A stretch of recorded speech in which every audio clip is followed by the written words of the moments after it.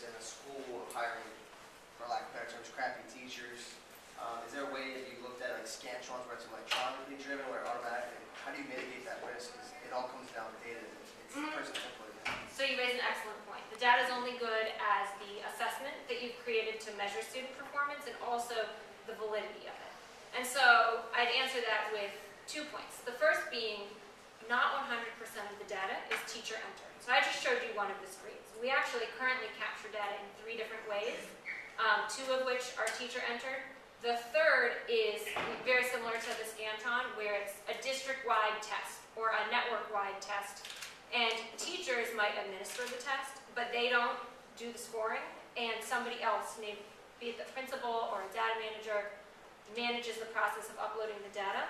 And so that leads into the second point, which is that you now have a basis of comparison. You can compare teacher-entered data to more objective data, whether it's state-mandated summative assessments at the end of the year. Here in Louisiana, it's the LEAP test. Practice tests throughout the year that are not teacher-created, that predict how students will do at the end of the year, and you can use those data points to compare, against what teachers are entering, and see if there's correlation, and identify, the bad apples should they exist. So you're in these 7 schools now, proving your concept. And you go out and you try to get 15, then you try to get 50, then you try to get 200.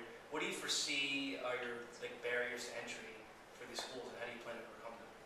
Okay, so barriers to entry is an interesting one because the market is such that there are different barriers for charters than there are for traditional public schools. I'll start with the charter market. Charter market, we plan on leveraging a lot of word of mouth to get into a lot of schools. And so it really just comes up against, they have smaller budgets than traditional public schools do, and so it's creating the awareness and the need for a tool like this and proving to them that they can afford it.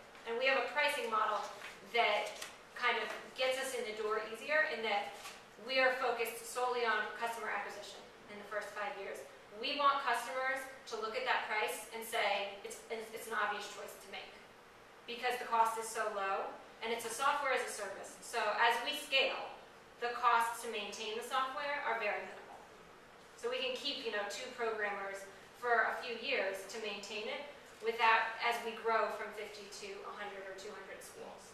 The second thing is, as we start to talk with traditional schools, so public schools around the country, here you're now dealing with a different decision maker, whereas charter schools, you can talk directly with the principal.